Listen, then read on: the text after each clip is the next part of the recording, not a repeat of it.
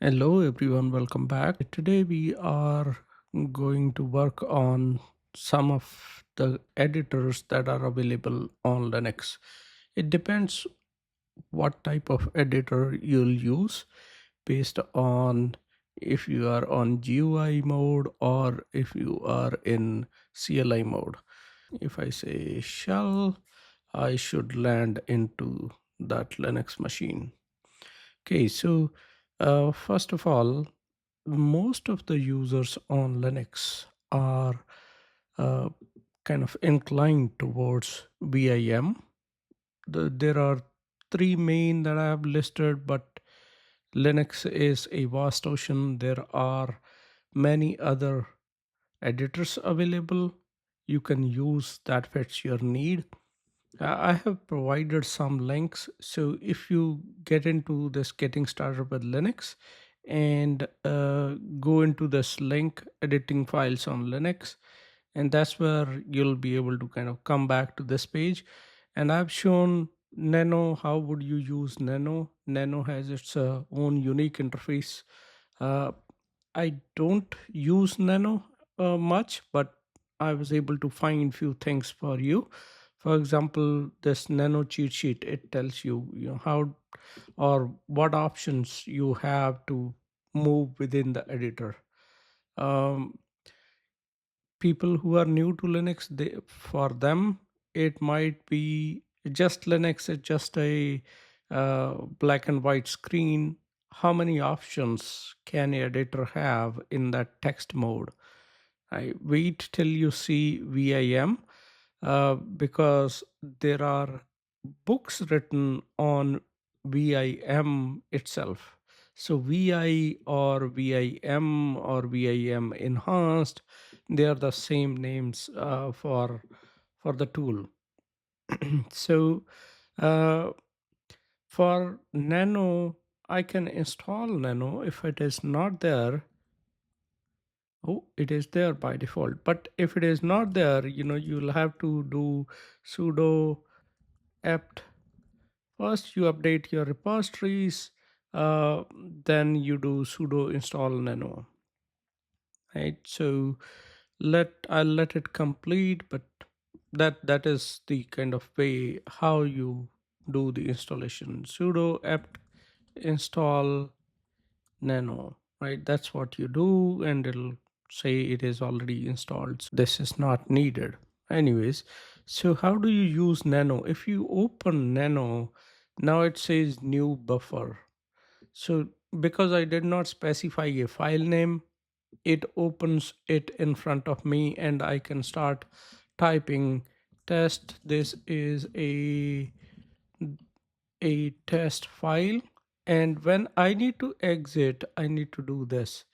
You see down below it says control. This sign, caret sign, is control X is exit, control O is to write out, W, whereas I'm not kind of an expert on nano, so I will kind of restrain myself from spending too much time on it. If I say control X in it, and let's see, control X, it says save modified buffer, yes, and now it asks me a file name, testfile.txt, and that's where I'm providing a file name and enter. So what happened? Where did the file go? This is where it wrote that file, testfile.txt, right? Uh, so that was kind of quick demo of Nano, but you can use VI or VIM, right? So if I say VI, double tab, and you can see there are VI and VIM.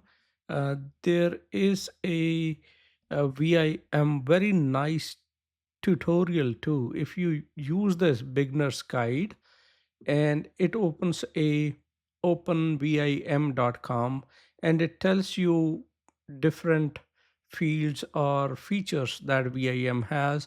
It is very interactive, very nice. I would say spend some time in it. But let's get started with VIM. So VIM, let's say test file. So main problem that I see whosoever is trying to learn Linux, very first thing they open a file, but then they don't know how to exit out of it. You tried that same thing, control X, it's not doing anything, right? Why? Because VIM has different modes. So if you follow that tutorial, the link that I mentioned, that also talks about the same thing, but here is how you do it. Whenever you are in this mode, right now you are in view mode, and you will be able to run commands. So there are keyboards. For example, if I press O right now, it'll open a new line, and down below you see it changed the mode to insert. So this line is written in VIM, and now to get exit out of it, I'll have to press escape. I'm out of that editing mode. But how do I get out of VIM now? How do I save it? Right? So to do that, press escape once and then type a colon. You see column here, and then you can say X. X is save and exit. It's a shortcut, right? So test file, you can see two lines written. Let's open it again. I'm inside the VIM, press O again. If I don't press O, let's say I press I, it is editing where my cursor is, right? If I press J, there is, K is moving up, I think J is going down. Yeah, J, K, you can see it is moving up and down, right? And then there is H is going back, L should be going forward, right? So this is how you move. If you say B is the beginning of the word, right? If you say end, E, E is the end, B beginning, E end, and you can also do colon. I have, because I'm in kind of a command mode, I can do colon 1. That means go to first line. Assume there are 10 lines, right? Let's paste this. So what I did was I did escape, then did YY. When I do YY, it is copying one line, the current line in memory. And then I can scroll somewhere and say P is paste. So escape, YY, so two Y's, very fast, very quickly. YY, that is copy, and P is paste. If I say DD, that is delete. It is equivalent to cut in Windows. But if I say P, I'm able to paste. So line this one, let's say do DD, line is gone, and I can do P paste, right? So difference between YY and DD is YY well is equivalent to copy and P is paste, versus DD is equivalent to cut and P is equivalent to paste. But now let's see, if I want to see line numbers, there are some shortcuts. Set NU is basically number. So I can say set NU. Now it shows me there are 20 lines. I want to go to line number 5, for example. 5, enter. I'm at line number 5. I can say line number 19. Now I line number 19. So what if I don't want to save whatever changes I made? So I do escape Q, and see, it doesn't let me out, but what it says, read it. So one thing you will have to learn is Linux. Whenever you see a message on screen, start reading them, start understanding what it is trying to say. So let's do it again. Q, and it was saying add an exclamation because you are about to lose data.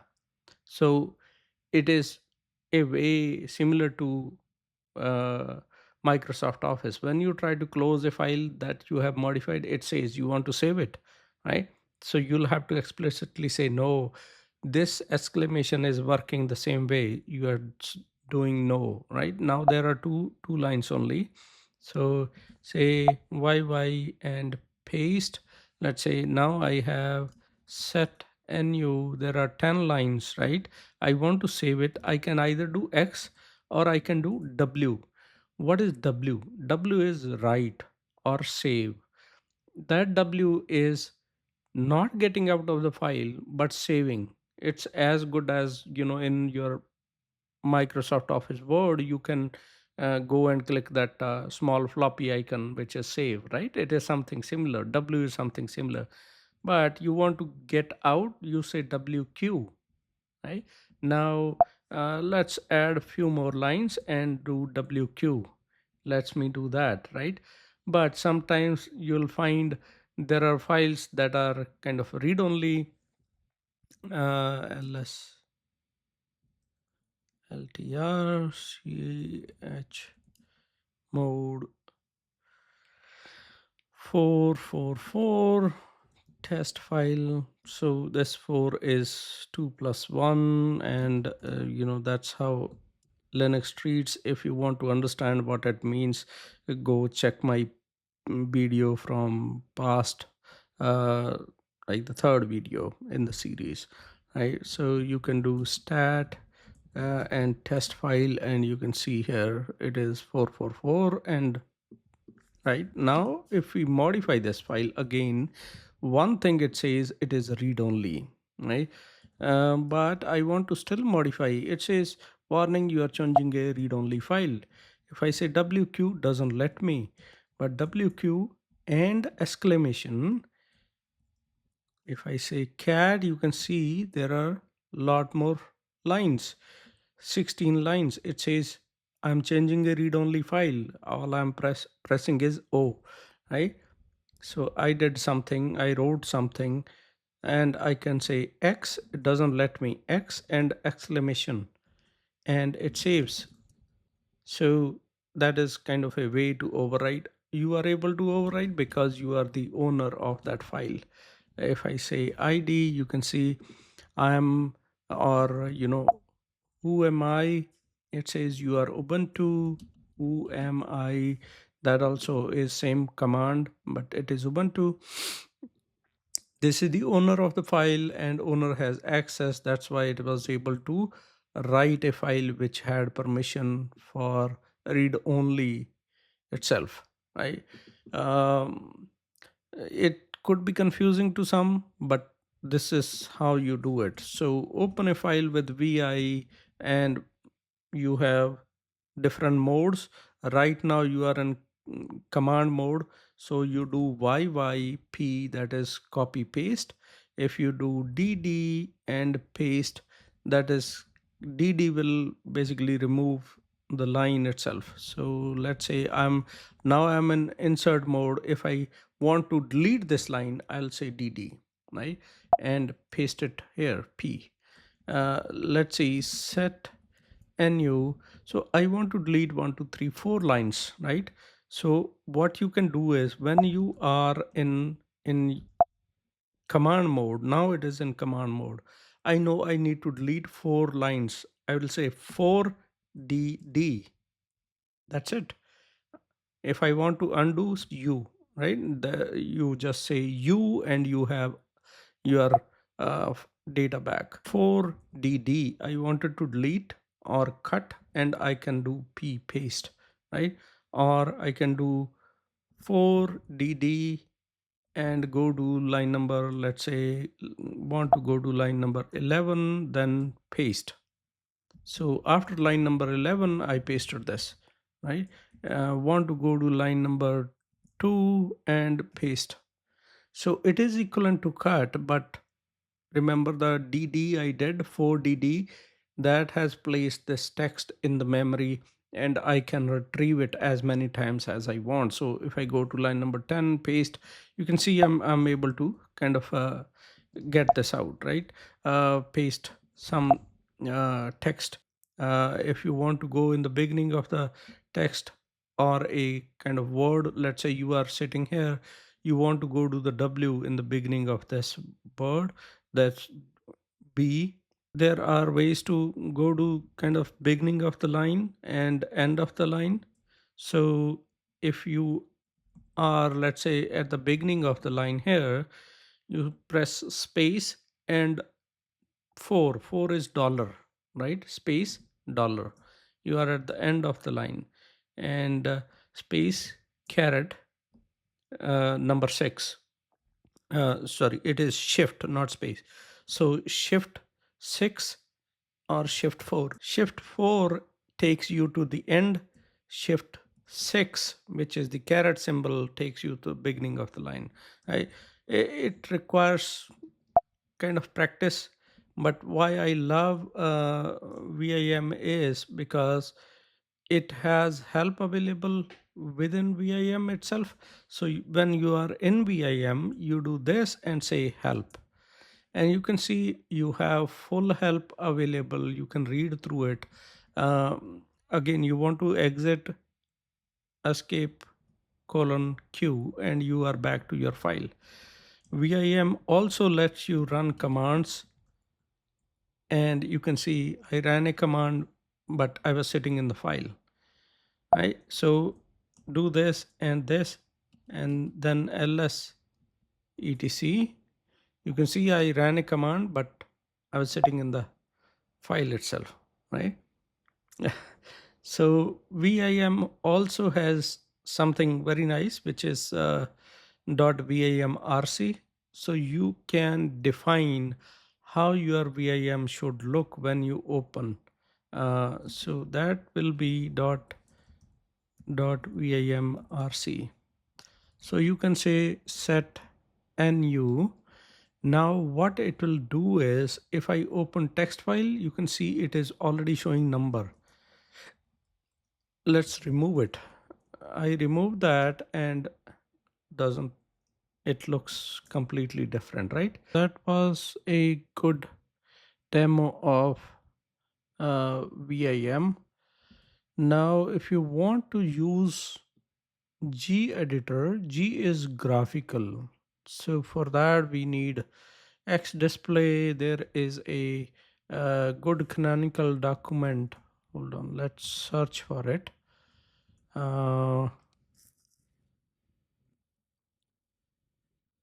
So it says multi-pass X display Mac, because I'm doing it on Mac.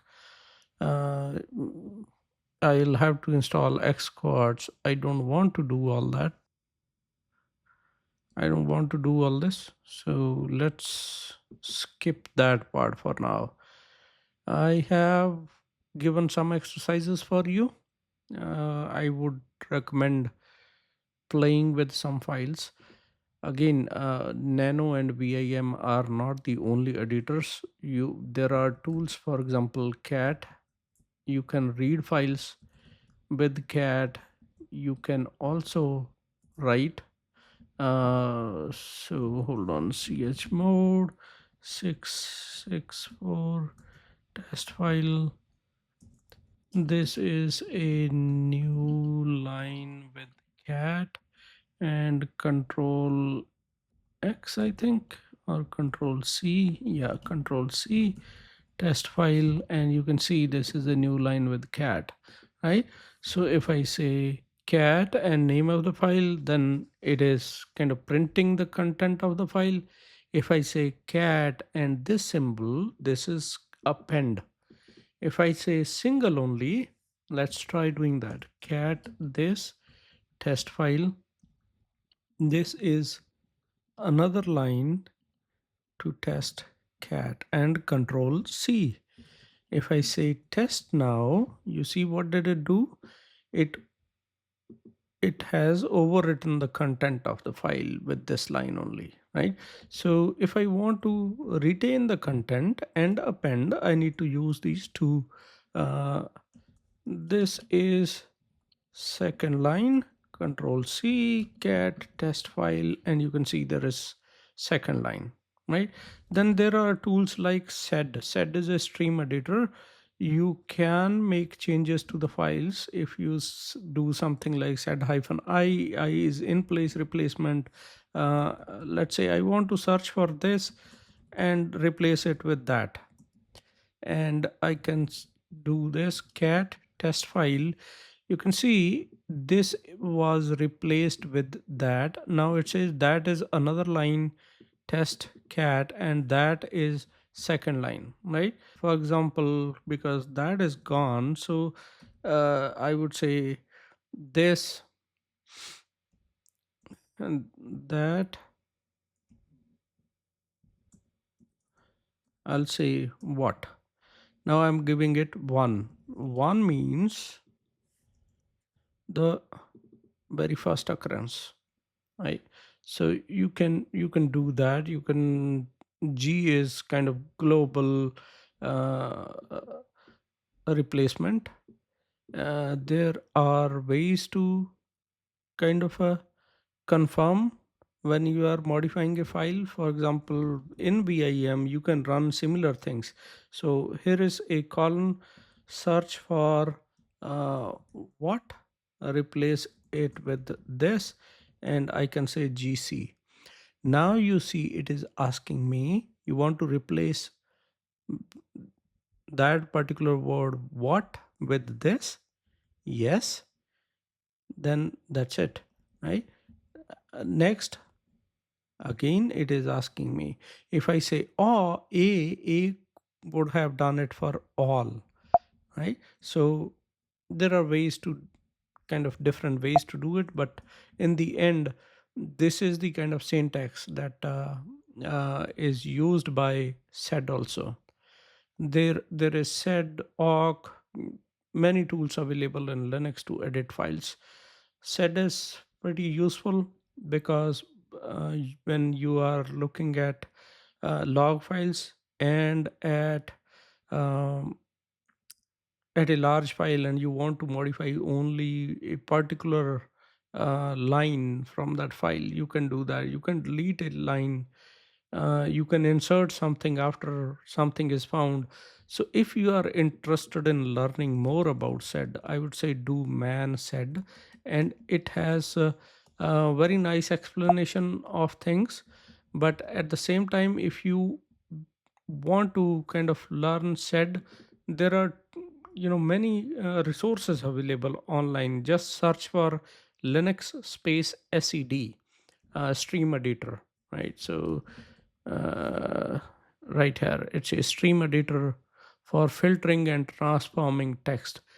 As a linux admin, or as a whatever admin you'll become, and you are interacting with command line, you should have proficiency in editing files on the fly. This is where sed comes into picture. With that, I'll close. Today's chapter was really small. We looked at nano, we looked at vi, we looked at vim rc a little bit. uh, Said we saw cat's ability to modify files. I have listed some of the things here. uh, you should play with it and also learn different modes for vim. gedit is not really required, but if you have a GUI based machine, you can kind of go to gedit. It is something similar to any, for example, a editor, text editor that you can find on Mac, Windows, or any other operating system. You'll have menus, you'll have kind of visual buttons and all that, right? Anyways, with that, I'll be closing it. If you have any comments or feedback, please either open a pull request in this, or comment on my YouTube video, or comment on my LinkedIn post, and I'll try to address your comments and concerns. Thank you.